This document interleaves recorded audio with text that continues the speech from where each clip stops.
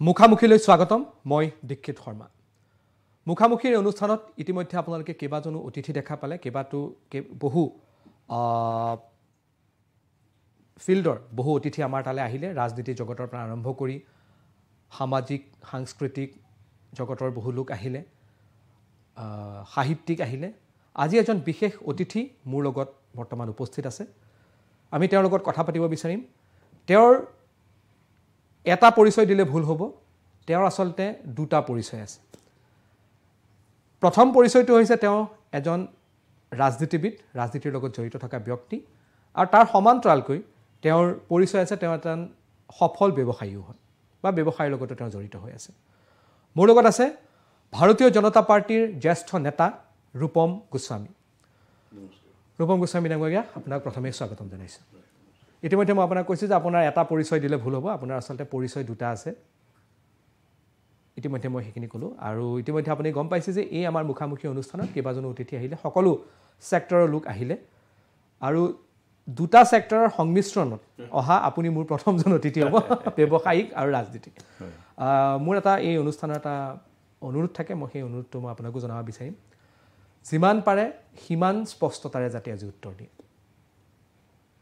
আপোনাৰ কিবা আপত্তি আছে না একদম ঠিক আছে মই কেবাটা অভিযোগ আছে কেবাটা প্ৰশ্ন আপোনাৰ লগত আছে মই হেকিনি বিষয়ে কথা পাতিবলৈ বিচাৰিম মই প্ৰথমে আৰম্ভ কৰিব বিচাৰিছো যেহেতু মই ক'লো যে আপোনাৰ এটা পৰিচয় দিলে ভুল হ'ব আপোনাৰ দুটা পৰিচয় আছে তো ৰূপম গোস্বামীয়ে কোনটো পৰিচয় নিজকে বেছি মানে ৰূপম গোস্বামীৰ বাবে কোনটো পৰিচয় বেছি কমফৰ্টেবল সব যদি কয় আপুনি এই প্ৰশ্নটো সুধে মই নিজকে ব্যৱসায়ী বুলি বেছি গৌৰৱ অনুভৱ কৰোঁ এই কাৰণে যে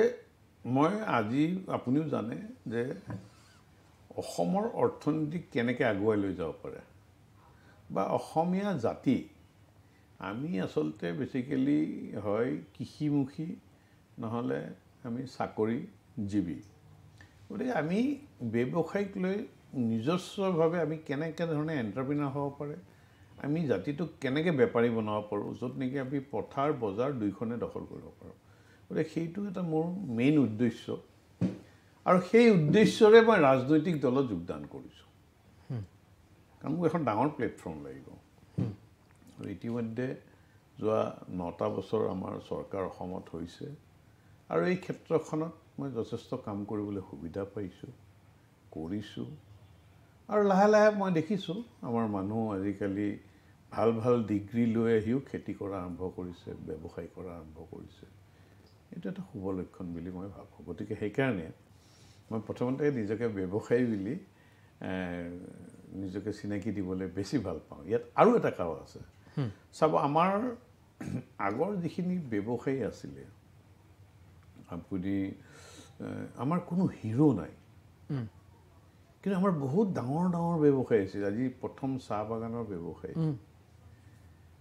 আমি তেখেতক কেতিয়াও হিৰোশ্বিপ কৰিবলৈ শিকা নাই আমি তেখেতৰ কোনটো বস্তু জানো আমি তেখেতৰ জানো মাতৃ প্ৰেমটো তেওঁ যে এজন ব্যৱসায়ী আছিল সেই কথাটো আমি নাজানো মানে জানিলো সেইটো মানে সেই বিষয়টো পৰিচয় নহয় এটা গৌণ বিষয় ঠিক সেনেকৈ আপুনি ভোলানাথ বৰুৱা তেওঁ এজন ডাঙৰ ব্যৱসায়ী আছিলে তেওঁ কলিকতাত বহি গোটেই কাঠৰ ব্যৱসায় নিয়ন্ত্ৰণ কৰিছিল কিন্তু তেওঁৰ সেই বিষয়টো গৌণ এনেকুৱা অনেক আছে য'ত আমি হিৰোশ্বিপ আমি কাকো নকৰোঁ গতিকে সেইকাৰণে কি হয় আমাৰ যুৱকসকল ব্যৱসায়ৰ প্ৰতি আকৃষ্ট নহয় কিন্তু আপুনি চাব যদি আপুনি অৰ্থনীতি যদি আপুনি ষ্ট্ৰং হ'বলৈ হয়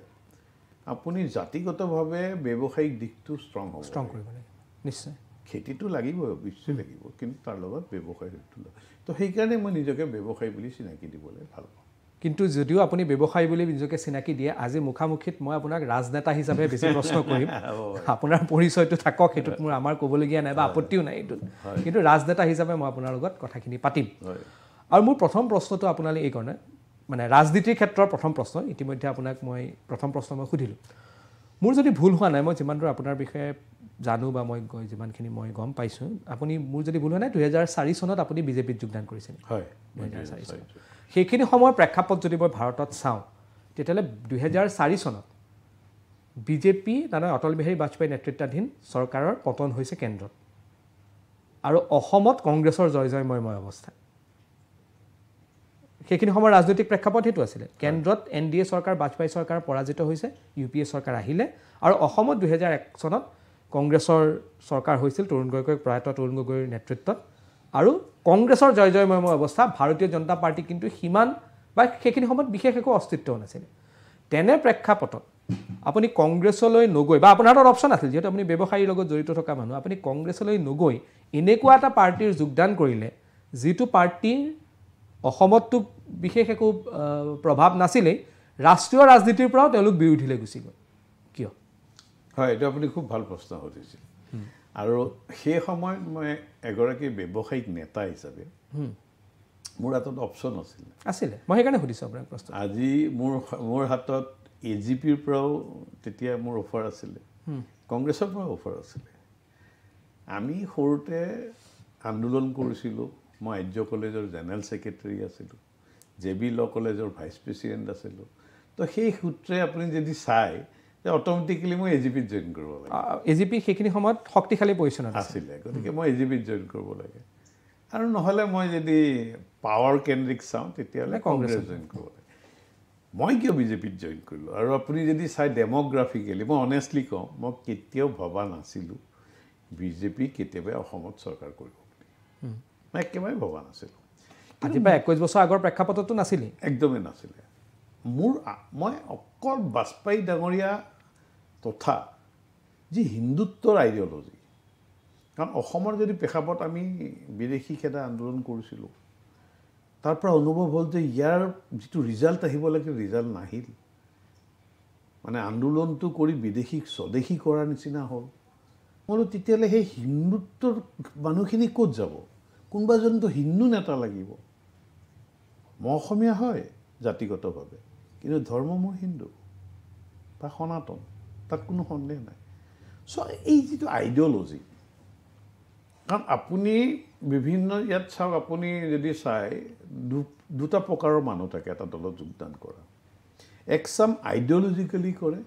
আৰু একচাম নিজৰ বেনিফিটৰ কাৰণে কৰে সুবিধাৰ বাবে কৰে চব দলতে গতিকে কিন্তু কম্বিনেশ্যনটো দুইটাই লাগিব তেতিয়াই আপুনি চৰকাৰত থাকিব গতিকে আইডিঅ'লজিকেলি মই বিজেপিত যোগদান কৰিছিলোঁ আৰু মোৰ সেনেকুৱা খালি এটাই আছিল যে হিন্দুখিনি অসমত যাতে সুৰক্ষিত কৰিবলৈ কোনোবাই মাত মাতা এজন মানুহ লাগিব আৰু মই নিজকে তাৰ কাৰণে চইচ কৰিছিলোঁ সেইটোৱে উদ্দেশ্য সেইকাৰণে আপুনি ক্ষমতাটো নগ'ল ক্ষমতাৰ ফালেও ধাৱমান নহ'ল হয় কাৰণ আপুনি বিজেপি যোগদান কৰাৰ 12 বছৰৰ পাছত ৰাজ্যত ক্ষমতাত আহিছে আৰু 10 বছৰৰ পাছত কেন্দ্ৰত পুনৰ ক্ষমতা হয় হয় আপুনি ক'লে যে কেৱল আইডিঅ'লজিক আৰু আপুনি সেইখিনি সময়ত প্ৰয়াত প্ৰাক্তন প্ৰধানমন্ত্ৰী অটল বিহাৰী বাজপেয়ীৰ ইমেজটো আপুনি চালে হয় হয় বা ইমেজ মানে কি তেখেতৰ মই তেখেতৰ মানে আপুনি ফলোৱাৰ ফেন যি কয় আৰু সেইকাৰণে আপুনি কংগ্ৰেছতো নগ'ল AGPতো নগ'ল হয় সেইটো আপুনি যিটোৱে আপোনাক বিজেপিলৈ কংগ্ৰেছটো অসম্ভৱ চাওক কাৰণ আমি সৰুৰ পৰা অসম আন্দোলন দেখি আহিছোঁ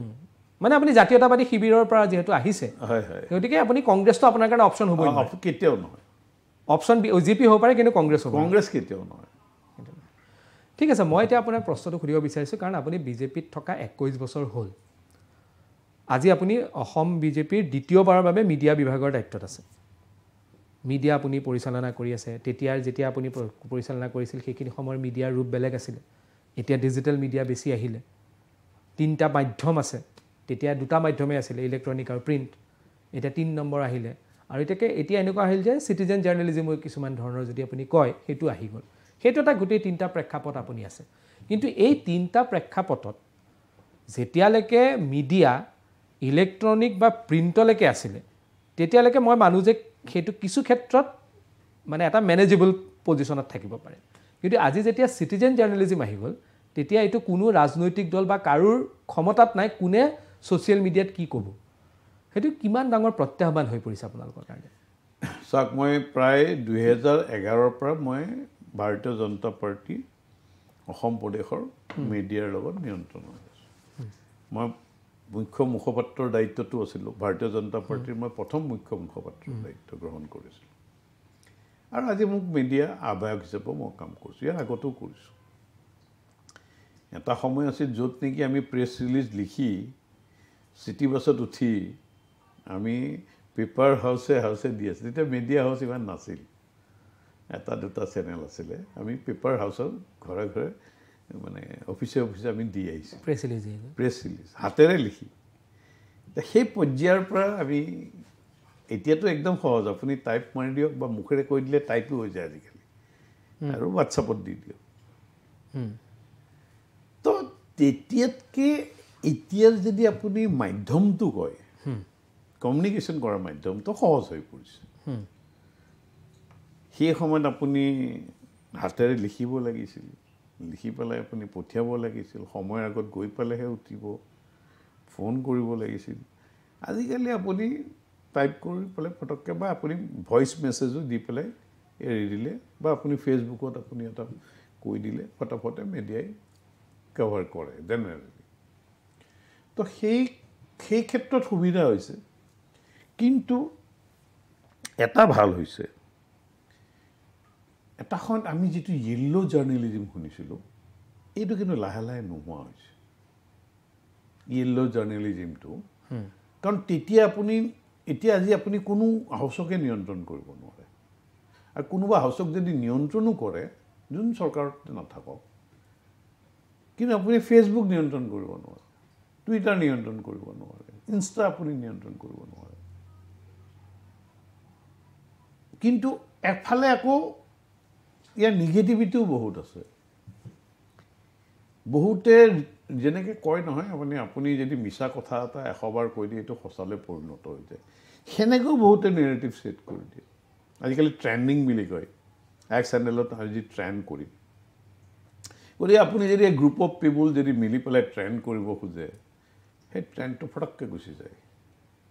তো সেনেকৈও কিন্তু বহুতো বস্তু আপোনাৰ এটা বিভ্ৰান্ত সৃষ্টি কৰিবলৈ সমাজত কিন্তু বৰ সহজ। কিন্তু সেইটো আকৌ বেছি সময় জীয়াইও নাথাকে, কাৰণ আপুনি চাব যিকোনো বস্তু যদি সত্যৰ আধাৰিত নহয়, সেই বস্তুটো জীয়াই নাথাকে, তাৰ লাইফটো একদম খন্তেকীয়া। গতিকে চেলেঞ্জ দুইটাতে আছে, সুবিধা অসুবিধা তাতো আছিলে, ইয়াতো আছে। কিন্তু আজিৰ তাৰিখত মই ভাবিছোঁ, আজিকালি দেখিছোঁ ডেকা ল'ৰাবিলাক, আগতে অসমীয়া ডেকা ল'ৰা ইমান এই প্ৰফেশ্যনটোত অহা নাছিল, খুব কম আছিল, তাকৰ আছিল। আজিকালি কিন্তু they have chosen, because this is really a very challenging profession. আজি আপুনি মিডিয়া ৰিপৰ্টাৰ হয় বা আপুনি এডিটৰ হয়, বা এই গোটেই ছেগমেণ্টটো এটা বিৰাট চেলেঞ্জিং আছিলে। তো আজি দেখিছোঁ, আজিৰ তাৰিখত খুব সুন্দৰকৈ মই দেখিছোঁ অসমীয়া ল'ৰা ছোৱালী হিন্দী, ইংলিছ, সকলো ভাষাতে কয়। চ' এইটো এটা ইটছ ৰিয়েলি গ্ৰুমিং। ঠিক আছে, মই পুনৰ এতিয়া আহিব বিচাৰিছোঁ ৰাজনৈতিক বিষয়সমূহলৈ, আৰু বিশেষকৈ বিজেপি কেন্দ্ৰিক। বিজেপিয়ে কেইটামান কথা চৰকাৰ অহাৰ আগত কৈছিলে, সেইকেইটাক মই আৰম্ভ কৰিছোঁ। হ'ল কি, আপুনি যদি চাই 2011 চনত যিটো তৰুণ গগৈৰ দিনত যিটো বাংলাদেশৰ লগত ভূমি চুক্তি হৈছিলে, যিটো চুক্তি হৈছিল বৰ্ডাৰ ডিছপিউটক লৈ পেলাই, সেইটো বিজেপিয়ে প্ৰথম বিৰোধিতা কৰিছিলে। 2014-ত ক্ষমতাত অহাৰ পিছত প্ৰথম যদি ইমপ্লিমেণ্ট কৰিলে অসমৰ বা উত্তৰ পূৰ্বাঞ্চলৰ ক্ষেত্ৰত লেণ্ড ডিছপিউট, মানে বৰ্ডাৰ ডিছপিউট যিটো বাংলাদেশৰ লগত আছে এনক্লেভসমূহৰ ক্ষেত্ৰত, স্থিতিটোতো বিজেপিয়ে সলনি কৰি আছে। নাই চাওক, আপুনি দুটা বস্তু, কংগ্ৰেছে আজিৰ তাৰিখত আপুনি চাব কোনটো কাম সমাধান কৰিছে। সিহঁতে চব বস্তুতে ক'ৰবাত নহয় ক'ৰবাত এনেকুৱা কিছুমান কুৱেশ্যন মাৰ্ক ৰাখি দিয়ে, এনেকুৱা এটা বেমেজালি কৰি ৰাখি দিয়ে, তাৰ সিদ্ধান্ত নহয়। আপোনাক মই উদাহৰণস্বৰূপে ক'লোঁ, অসম আগতে বৰ অসম আছিল, গোটেই নৰ্থ ইষ্ট কভাৰ কৰি ইয়াক টুকুৰা টুকুৰ কৰিলে, কিন্তু তাৰ বৰ্ডাৰটো তেওঁলোকে ঠিক কৰি থৈ নগ'ল। সেই যাৰ কাৰণে নেকি আজিও আমাৰ বৰ্ডাৰ ডিছপিউট হৈ থাকে। আৰে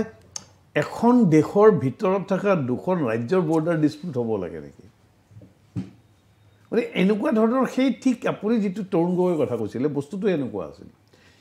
এইটো তৰুণ গগৈয়ে কৰা কাম নহয় ন, এইটো আচলতে হোম মিনিষ্ট্ৰী দিল্লীয়ে কৰা কাম। আমি কিয় বিৰোধিতা কৰিছিলোঁ? এতিয়া মাননীয় প্ৰধানমন্ত্ৰীয়ে কি কৰিলে, নৰেন্দ্ৰ মোদী ডাঙৰীয়াই? তেওঁ আনি পেলাই গোটেই এটা ফৰ এভাৰ ছেটেলমেণ্ট কৰিলে। আজি তাৰিখত আমাৰ বাংলাদেশৰ লগত কোনো লেণ্ড ডিছপিউট নাই, বৰ্ডাৰ ডিছপিউট নাই, কিন্তু তেতিয়া বৰ্ডাৰ ডিছপিউট আছিল, আজি অত বছৰে। সেইকাৰণে আমি বিৰোধিতা কৰিছিলোঁ, কাৰণ তৰুণ গগৈ সেইটো এক্টিয়াৰেই নাছিল নহয়,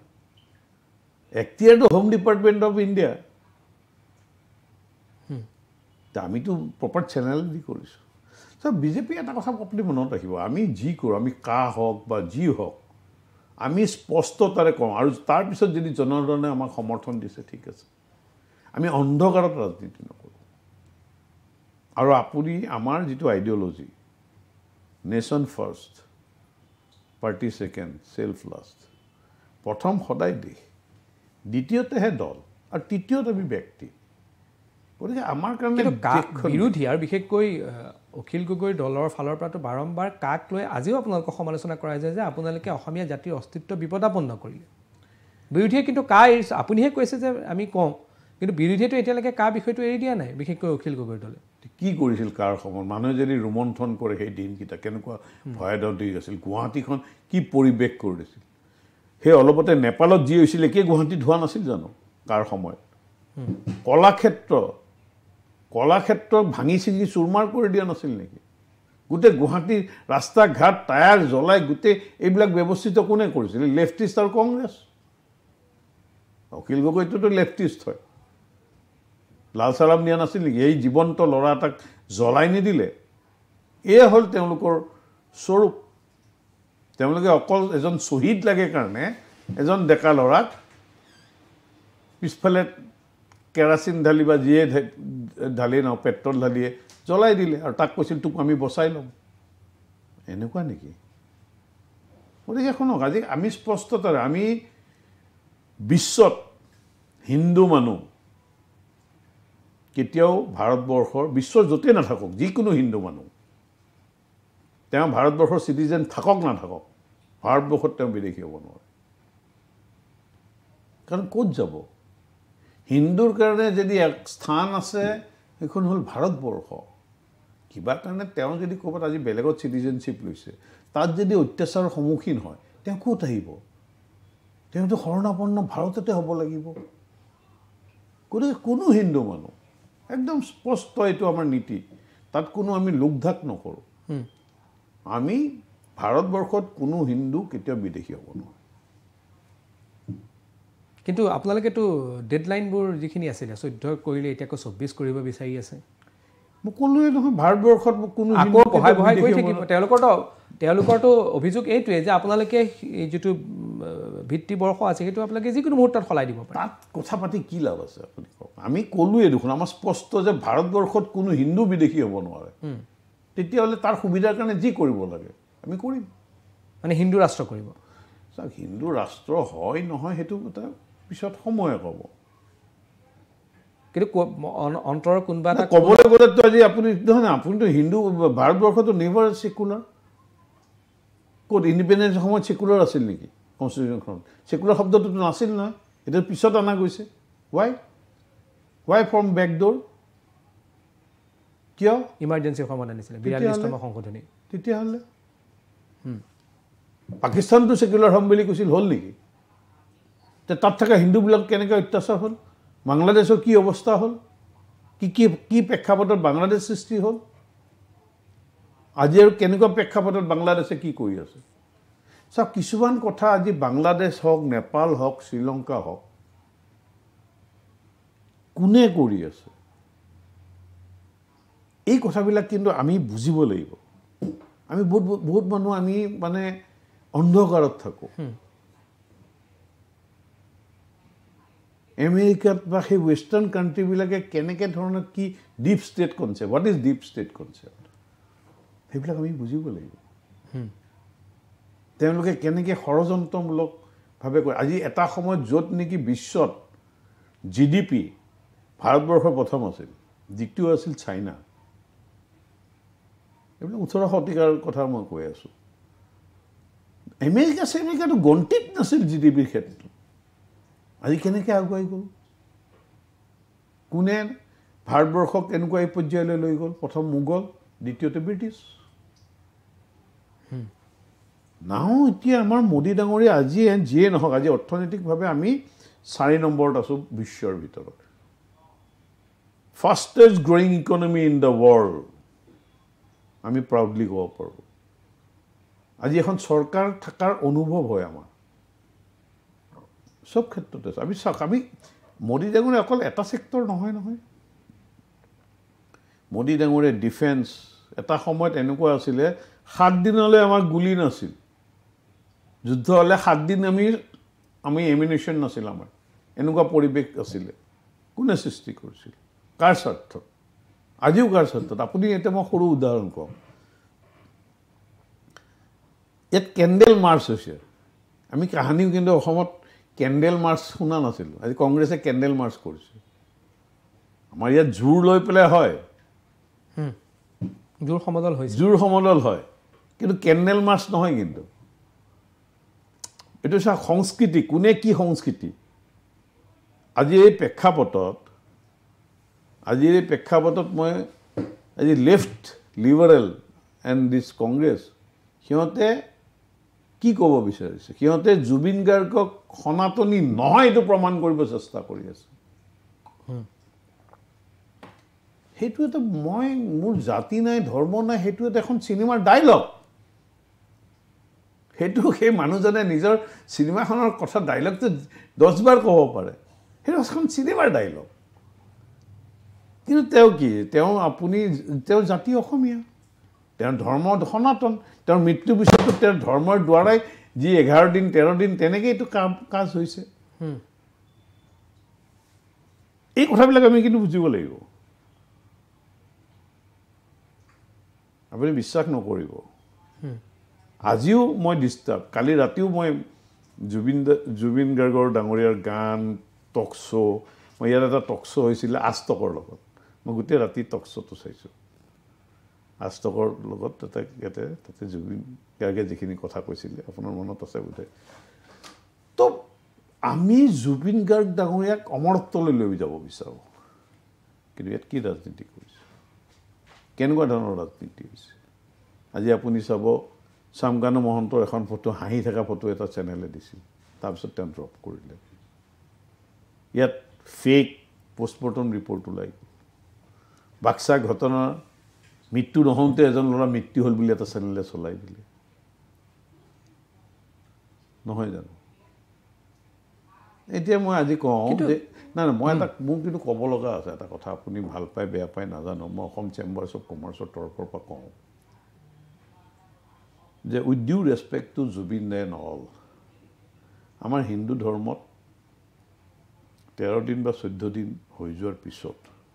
আমি সকলো ধৰ্ম কৰিব পাৰোঁ কিহৰ কাৰণে এইবাৰ এই ফটোৱাটো জাৰি কৰিলে যিটো হিন্দু ধৰ্মৰ এটা ধাৰ্মিক বম ফটোৱাটো ঠিক আছে এইটো যদি আপুনি নেচাৰৰ কাৰণে কৰিছে খুব ভাল কথা কিন্তু আকৌ প্ৰেছ ক্লাবত বম ফুটাই দিলে কিমান মানুহ মোৰ সেই সময়ত মোৰ তাত বিভিন্ন ইয়াতে ফটকা ব্যৱসায়ীসকলৰ ফোন আহিছিল মই অসহায় আমি এনেকুৱা আৱেগত আছিলোঁ এতিয়া সৰু ল'ৰা ছোৱালীয়ে ফটকা ফুটাব বিচাৰে নহয়নে গতিকে এই কথাবিলাক কিন্তু আমি ক'ৰবাত আমি জুকিয়াই চাব লাগিব আমি আৱেগিক হয় ন' ডাউট জাতিটো আৱেগিক হয় তাৰ লগত কিন্তু আমি বিবেকটোক ত্যাগ কৰিব নালাগিব মই নাজানো মই যদি বেছি কৈছোঁ বাট মই জুবিন গাৰ্গৰ সাংঘাতিক অনুৰাগী আজিৰ নহয়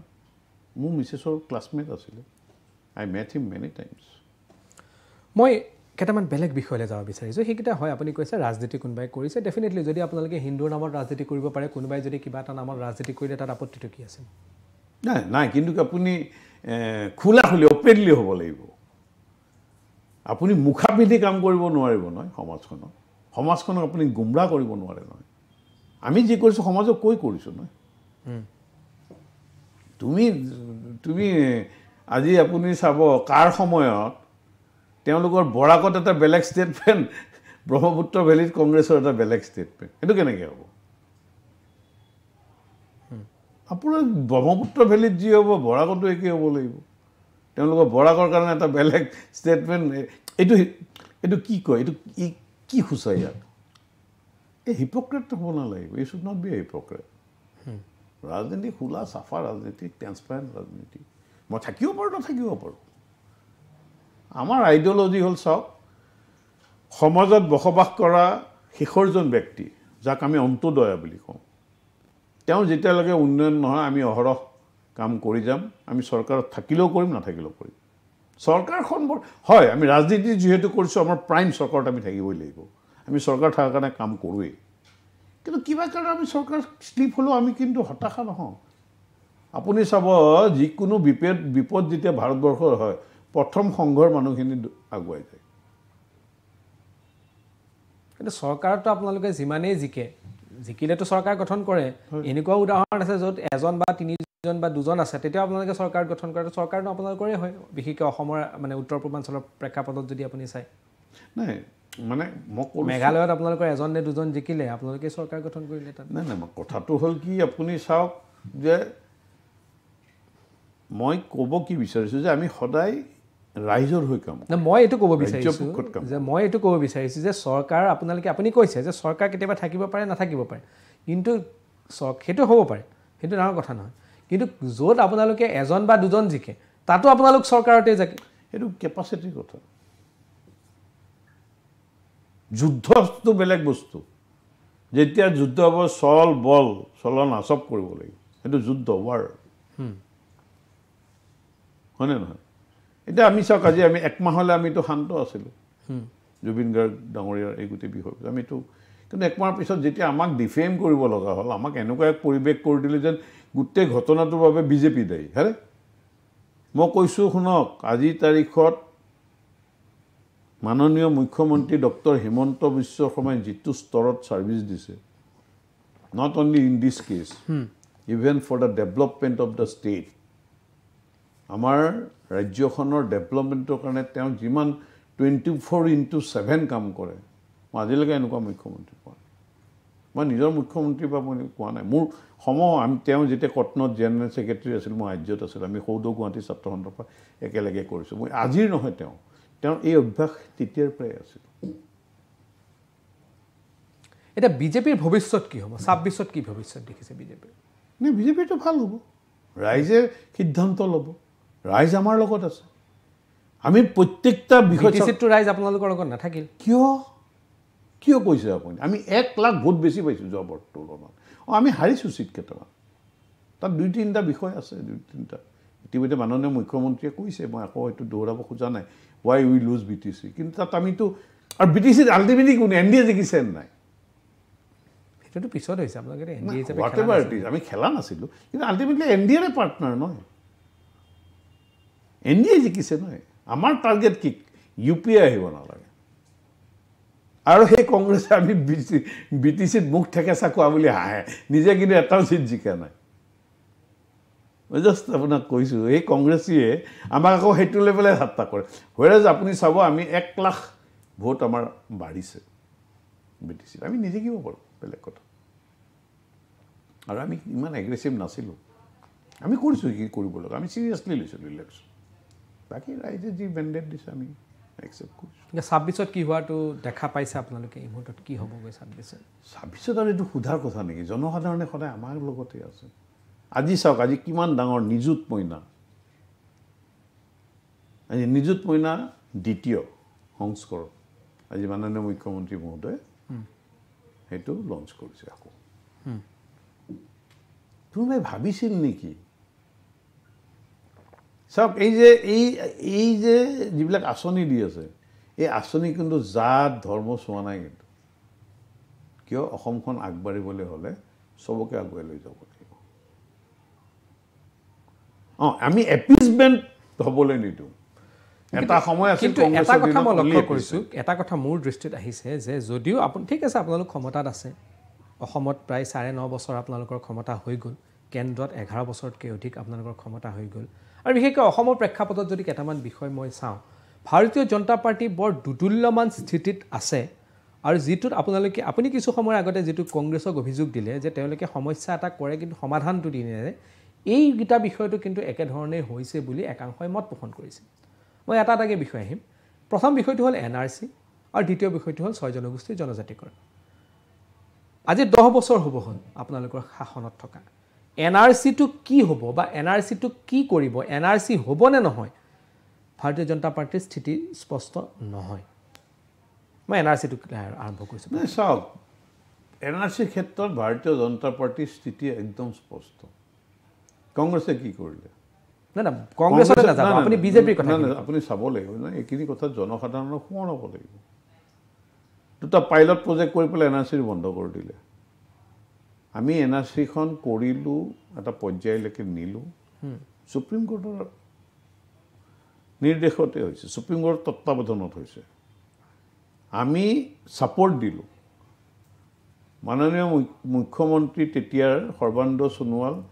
শপত লৈয়ে NRC অফিচত গৈছিল। তাৰপিছত কি কৰিলে? তেওঁ ভৎসনা কৰিলে সুপ্ৰিম কোৰ্টে। গতিকে তেওঁ নিজৰ যিখিনি দায়িত্ব যে যি ছাপৰ্ট দিব লাগে ছাপৰ্টখিনি দিলে। কিন্তু তাৰ পিছতে গম পোৱা গ'ল যে NRCখনে বহুত লেখনা আছিল, বহুত বিদেশীৰ নাম সোমালে। আমি ৰিভেৰিফিকেশ্যনৰ কাৰণে ক'লোঁ 10% and 20%। গতিকে সুপ্ৰিম কোৰ্টত যুদ্ধ অব্যাহত আছে। অসমৰ ৰাইজৰ দাবী আছিল আমাক এখন শুদ্ধ NRC লাগে। আজিও আমি NRC পক্ষত আছোঁ, কিন্তু স্থিতিটো স্পষ্ট নাই, টাইম ফ্ৰেম নাই। টাইম ফ্ৰেমৰ চাওক, কিন্তু সুপ্ৰিম কোৰ্টৰ বিষয় আছে, বিচাৰাধীন বিষয় হৈ আছে এতিয়া। আমি কেনেকৈ টাইম ফ্ৰেম দিম? আমাৰ হাতত নাই। আপুনি দিয়ক না, আমাৰ হাতত আজিৰ তাৰিখত চাবি কাঠি কিবা দিয়ক না, এতিয়া আমি চেটেল কৰি দিম। আপোনালোকে এখন এফিডেভিট দিব পাৰে উচ্চতম ন্যায়ালয়ত যে দিছে, আমি 10% 20% ৰিভেৰিফিকেশ্যনৰ কথা কৈ আছে। একজেক্টলি, আমিতো এফিডেভিট দি আছে 10% 20%। আপোনালোকে দিব পাৰে যে এইটো উচ্চতম ন্যায়ালয়ে যদি সোনকালে ইয়াৰ ক্ষেত্ৰত এটা সিদ্ধান্ত দিয়ে, তেতিয়াহ'লে এই ক্ষেত্ৰত সঠিক সিদ্ধান্ত ল'বলৈ সুবিধা হয়। নিশ্চয় চাওক, আজি একেই NRCৰ নিচিনাই আকৌ এটা নতুন বিষয় এটা ইলেকশ্যন কমিশ্যনো লৈছে। বস্তুবোৰ কংগ্ৰেছৰ দিনত অকল ভোটৰ স্বাৰ্থত এইসকল মানুহক সোমোৱা হৈছিল। এতিয়া লাহে লাহে চাফা হৈ আছে ন। তো 18 বছৰ 70 বছৰৰ চাফা আপুনি ভাবে নেকি 10 বছৰ? NRCত আপোনালোকে কেৱল কথা কৈ থাকিলেই নহ'ব। মই ভাবোঁ যে NRCক লৈ পেলাই বিজেপিয়ে যদি আপুনি দাবী কৰিছে যে 26ত আপোনালোকৰ চৰকাৰ আহিব, কি হ'ব আমি নাজানো, অসমৰ জনতাই সিদ্ধান্ত ল'ব। অসমৰ জনতাৰ ফাইনেষ্ট জাজমেণ্টৰ ওপৰত আমি কথা ক'বলগীয়া নাই, কি আছে আমি 26ত গম পাই যাম। কিন্তু যদি আপোনালোকে চৰকাৰ গঠন কৰে, NRC আমি বিচাৰোঁ, NRC আমাক লাগে, শুদ্ধ NRCৰ পক্ষত আছোঁ, ৰিভেৰিফিকেশ্যন হ'ব লাগে, এই শব্দকেইটাৰ বাহিৰেও আপোনালোকে NRC আমি কৰিলোঁ এইটোতো ক'ব লাগিব। নাই, নিশ্চিতভাৱে চাওক, আজি আমি যিটো মেইন কমিটমেণ্ট জাতি মাটি আৰু ভেটি, জাতি মাটি ভেটি তিনিটাই বস্তু, আৰু এই ক্ষেত্ৰত আমি কাম কৰিছোঁ, প্ৰত্যেকটা ক্ষেত্ৰত আমি কাম কৰিছোঁ। আছাম একৰ্ড, বহুতে ক'ব খোজে আছাম একৰ্ডটো আগৰ চৰকাৰবিলাকে পেলাই থৈ দিছিল। আমিতো পেপাৰ্ছৰ পৰা পাৰ্লিয়ামেণ্টলৈ লৈ গ'লোঁ। কৰিব লগা বহুত আছে এতিয়া, মই নকওঁ কৰিব লগা কিছু নাই বুলি, বহুত কৰিব লগা আছে। আজি মাটি, খিলঞ্জীয়াক মাটি কোনে দিলে? আজি যে বেদখল মুক্ত সত্ৰবিলাকৰ বেদখল মুক্ত কোনে কৰিছে? আজি ফৰেষ্ট লেণ্ড বেদখল মুক্ত VGR কোনে কৰি আছে? মাত্ৰ 1 লাখ হৈছে। সেই সময় কংগ্ৰেছে কিয় বহিব দিলে? গতিকে আপোনাৰ এটা জাতি কেতিয়া জীয়াই থাকিব? মূলটো হ'ল মাটি। আমি আজি যে এই যে আপুনি দেখিছে কিছুমান, ইয়াৰ উচ্ছেদৰ ৰিয়েকশ্যনো আছে ন ইয়াতে বহুত। মাননীয় মুখ্যমন্ত্ৰীয়ে স্পষ্টতাৰ গোটেই কথাবিলাক কৈ আছে। এতিয়া আপুনি চাব, সৌসিদিনে SOP লৈও মানুহে বিভিন্নজনৰ বিভিন্ন সময়টো লৈ পেলাই কৰিছে। আৰে বাকীবিলাকৰতো সময় 7:30, 8, 6:30 এনেকুৱা, ইয়াততো 10টালৈকে দিছিল। সমাধিটো চবৰে নিয়ম থাকে। তো মানুহে কেনেধৰণে এই চৰকাৰখনক আচলতে অন্য কোনো একো এটা দিশ পোৱা নাই, আৰু ভাবিছে এতিয়া বিৰোধীয়ে যে ইয়াৰ দ্বাৰা তেওঁলোকে ইলেকশ্যন বৈতৰণিখন পাৰ কৰিব বিচাৰিছে। এতিয়া আমাৰ ন্যায় যাত্ৰাত চাব, কিমান হাজাৰ হাজাৰ মানুহ যিখন জুবিন অনুৰাগী আমাৰ লগত ওলাই আহিছে গতিকে এই কথাবিলাক আমি চিন্তা কৰিব লাগিব 6 জনগোষ্ঠীৰ জনজাতিকৰণো আপোনালোকে ফুটবল খেলা দি ইফালে এবাৰ মাৰিছে সিফালে এবাৰ মাৰিছে ক'তো যায় নাই গোল পোষ্টত জুগৰি নাপায়গৈ আপুনি ক'ব আকৌ যে আপুনি বাৰে বাৰে কংগ্ৰেছৰ নাম লয় কংগ্ৰেছৰ ল'ব লাগিব কংগ্ৰেছে অসম এছেম্বলিত এটা ৰিজলিউশ্যন লৈ থৈছিল কি লৈছিলে উইদাউট হাৰ্মিং এক্সিষ্টিং ST এইটো সম্ভৱ নেকি যদি এই 6 জনগোষ্ঠীক জনজাতিকৰণ কৰে ডেফিনেটলি ইয়াত এফেক্ট হ'ব তে প্ৰথমতে এতিয়া নৱেম্বৰত এছেম্বলি আৰম্ভ হ'ব তাত আলোচনা হ'ব তাৰ পৰা সদুত্তৰ নিশ্চয় দিও আমি একদম উই আৰ এগাৰলি আৰু আমি যিমানখিনি কাম কৰিছোঁ 6 জনজাতিকৰণৰ কাৰণে কোনো চৰকাৰে কৰা চাওক বিজেপিয়ে বহু ক্ষেত্ৰত কামত ছাকচেছ হৈছে বহু ক্ষেত্ৰত ছাকচেছ হোৱা নাই কিন্তু আমাৰ যিটো উদ্দেশ্য আমাৰ আন্তৰিকতা আছে প্ৰত্যেকটা কামৰ আমি য'ত কমিটমেণ্ট দিছোঁ আমি আন্তৰিকতাৰে কৰি গৈছোঁ তাত আমি বাধা সৃষ্টি হৈছে আৰু আমাৰ বিশ্বাস আছে বাধাবোৰ আঁতৰিব আৰু আমাৰ এই 6 জনগোষ্ঠীৰ জনজাতিকৰণ সমস্যাটো সমাধান হ'ব আমাৰ দৃঢ় বিশ্বাস আছে কাৰণ আমি চিৰিয়াছলি লৈছোঁ বস্তুটো আমি ভেকু ভাওনা কৰা নাই ইয়াৰ লগত তো বাধা সন্মুখীন হৈছে কিছুমান কাইট আছে এইবিলাক অঁতৰাই আছোঁ হ'ব কিন্তু সকলোতে আপোনালোক সিদ্ধান্ত ল'ব পাৰিব বুলি ভাবিছে আমিতো সিদ্ধান্ত লৈ দেখাইছোঁ কি ষ্টেট লেভেল কওক কি নেশ্যনেল লেভেল কওক আজি কাশ্মীৰৰ ক্ষেত্ৰত চাওক আৰ্টিকল 370 দম আছিল কাৰোবাৰ কৈছিল জ্বলি যাব বোলে গোটেই ইণ্ডিয়া ক'তডাল জ্বলিল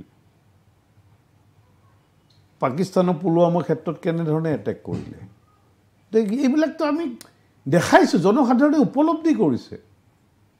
তাৰপিছতো সেইবিলাক আকৌ কংগ্ৰেছ দলে মানিবই নিবিচাৰে কি মানসিকতা কাৰ দ্বাৰা নিয়ন্ত্ৰিত হৈ আছে তেওঁলোক এইবিলাকতো মানুহে জানে নহয়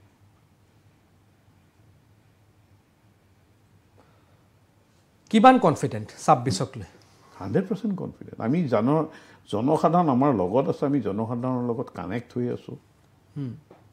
জনসাধাৰণ মই যদি আপোনাক আজি তাৰিখত সোধোঁ যে ভাৰতীয় জনতা পাৰ্টি আৰু বিজেপিৰ মাজত সাংগঠনিক দিশত বা আপোনালোকে পলিচিগত দিশক বাদ দি সকলোতকৈ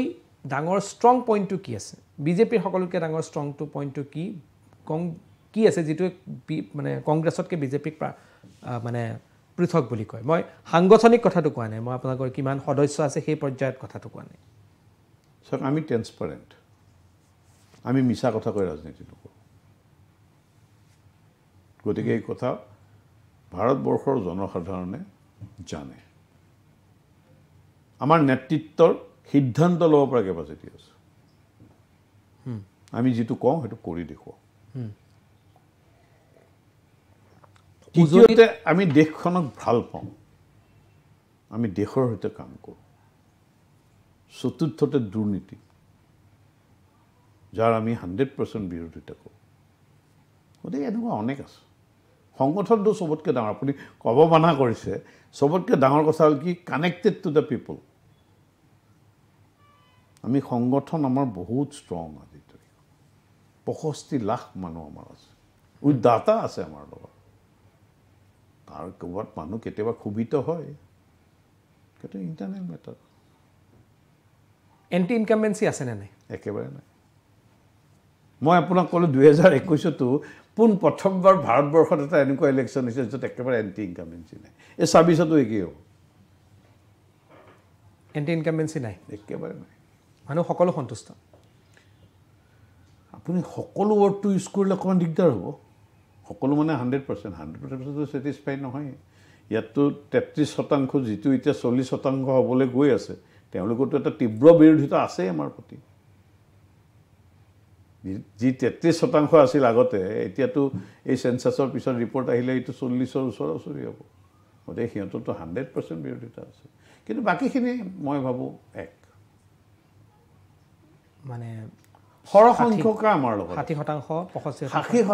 সৰহসংখ্যকে আমাৰ লগত আছে এটা পাৰ্চেণ্টেজটো থাকিবই সদায় ডেমক্ৰেচি ঠিক আছে মই কেইটামান প্ৰশ্নলৈ যাওঁ ৰেপিড ফায়াৰ বুলি কয় সেই ৰেপিড ফায়াৰ প্ৰশ্নকেইটাত আপোনাক মই এটা প্ৰশ্ন সুধিম সেই প্ৰশ্নকেইটাৰ ভিতৰত দুটা তিনিটা অপশ্যন থাকিব সেই অপশ্যনকেইটাবোৰত আপুনি এটা চুজ কৰিব লাগে আৰু যদি আপুনি পাছ দিব বিচাৰে আপুনি পাছ কৰিব পাৰে সেইটো এটা অপশ্যন আপোনাৰ হাতত আছে লাইফ লাইন এটা আছে ৰেপিড ফায়াৰৰ প্ৰথম প্ৰশ্নটো যে এই কিজনৰ ভিতৰত আজিলৈকে অসমৰ বেষ্ট চিফ মিনিষ্টাৰ কোন হৈছে আপোনাৰ দৃষ্টিত option A Hiteswar Saikia option B Prafulla Kumar Mahanta option C Tarun Gogoi option D আপোনাৰ সৰ্বানন্দ সোণোৱাল আৰু অপশ্যন ই বৰ্তমানৰ মুখ্যমন্ত্ৰী এতিয়ালৈকে দুজনে সৰ্বানন্দ সোণোৱাল আৰু ডক্টৰ হিমন্ত মই এটা সুধিছোঁ নাই তাত নোৱাৰি সমানে পাইছে ন একেলগে সমান মই যিটো তোলাচনী হৈ গ'ল তাত মাৰ্কছ একে পালে ন দুইজনে এইটো এটা হ'বই নোৱাৰে দুইজনকে ফাৰ্ষ্ট ডিভিজন একে মাৰ্কছ পাইছে কিন্তু এইটো আপুনি এজন ক'ব লাগে নাই এজন কেনেকৈ কওঁ যেতিয়া একে মাৰ্কছ পাম দুজনৰ নাম ক'ব লাগিব মানে যুটীয়াভাৱে তেওঁলোক জয়ী হৈছে ঠিক আছে মোৰ দ্বিতীয় প্ৰশ্নটো হ'ল ভাৰতৰ ইতিহাসত এই বিগত ইমানখিনি আপুনি বেষ্ট প্ৰাইম মিনিষ্টাৰ কাক বুলি ভাবে ৰাজীৱ গান্ধী পি ভি নৰসিংহ ৰাও অটল বিহাৰী বাজপেয়ী মনমোহন সিং আৰু নৰেন্দ্ৰ মোদী তাতো কিন্তু দুজনে সমানে মাৰ্কছ পাইছে অটল বিহাৰী বাজপেয়ী আৰু নৰেন্দ্ৰ মোদী খুব ডিপ্ল'মেটিকলি আনচাৰ দি আছে কোনো এটা পক্ষ যাতে অসন্তুষ্ট নাই এনেকুৱা নহয় এইটো যিটো সত্য আৰু আচ্ছা দুইজনকে সমানে দিছে কিন্তু তেওঁ 6 বছৰীয়া আছিল একেটা 11 বছৰীয়া কাৰ্যকাল তাত সত্য অটল বিহাৰী বাজপেয়ী আপোনাক মই আগতেই কৈছোঁ অটল বিহাৰী বাজপেয়ী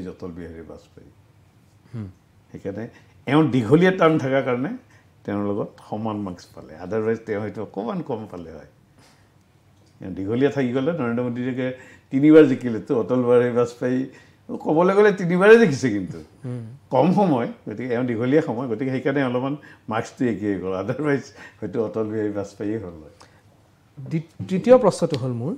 কোনটো বিচাৰধাৰা বেছি উপযোগী বা বেছি গ্ৰহণযোগ্যতা বা বেছি আজিৰ সময় মানে বেছি ভাল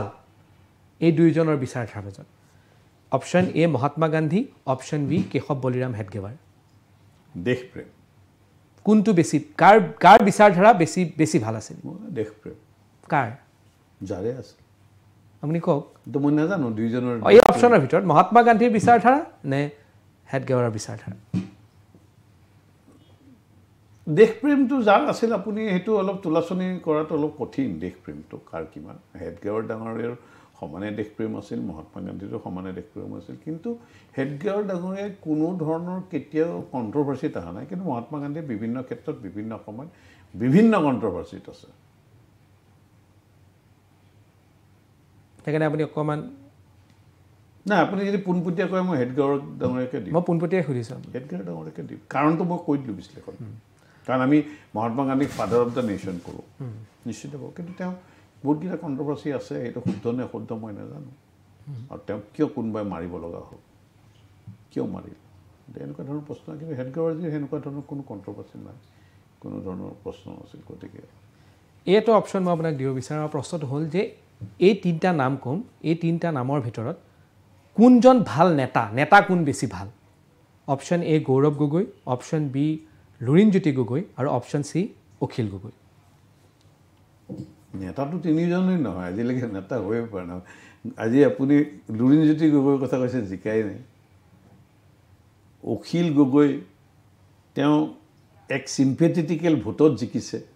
গৌৰৱ গগৈ পিতৃৰ কাৰণে জিকিছে গতিকে নেতাটো তেওঁলোকৰতো নেতৃত্ব আমি দেখা নাই পৰৱৰ্তী সময়ত সেইটো দেখিব পৰা নাজানো এজনো নেতা নহয় নেতা শাৰীতেই নপৰে আপোনাৰ প্ৰশ্নটোৱে ভুল মানে নেতা হোৱাই নাই তেওঁলোক এতিয়া কেনেকৈ নেতা হ'ব গৌৰৱ গগৈ ডাঙৰীয়া পিতৃৰ মানে কি এইটো হেৰিডিটাৰী হিচাপেহে পাইছে লুৰিণজ্যোতি গগৈ জিকাই নাই অখিল গগৈ জেলত থকা এক চিম্পেথেটিক ভোটৰ কাৰণেহে শিৱসাগৰৰ পৰা জিকিছে য'ত তেওঁ শিৱসাগৰৰ মানুহেই নহয় গতিকে সেইকাৰণে তেওঁলোক নেতা কেনেকৈ হ'ব অন্তিমটো প্ৰশ্ন এইকেইজনৰ ভিতৰত ভাল দেশপ্ৰেমিক কোন আছিল ভাল মানে কোন বেছি দেশপ্ৰেমিক নেহেৰু আৰু বি আমাৰ হেৰি আম্বেদকাৰ নাই নেহেৰু আৰু আমাৰ সাৱৰকাৰ দেশপ্ৰেমটো আপুনি জুখিব নোৱাৰে মই নেহেৰুৰ দেশপ্ৰেম আছিল মই নাই বুলি নকওঁ সাৱৰকাৰৰ দেশপ্ৰেম আছিল দেশ ভাল দেশ দুইজনে দেশপ্ৰেমী দুইজনে দেশপ্ৰেমী কিন্তু জুখিব নোৱাৰে দেশপ্ৰেমটো ঠিক আছে যথেষ্ট স্পষ্টতাৰ সকলো উত্তৰ দিলে ধন্যবাদ জনাইছোঁ ৰূপম গোস্বামী ডাঙৰীয়া এয়া আছিল ৰূপম গোস্বামী সকলো স্পষ্টতাৰে উত্তৰ দিলে মুখামুখি অনুষ্ঠানত আৰু আপোনাক ধন্যবাদ জনাইছোঁ আৰু মুখামুখিৰ বেলেগ এটা শিতানত নতুন কোনো এজন ব্যক্তিৰ সৈতে পুনৰ আমি আপোনালোকৰ ওচৰত উপস্থিত হ'ম আজি অনুষ্ঠানৰ পৰা মই বিক্ৰমা বিদায় লৈছোঁ ধন্যবাদ নমস্কাৰ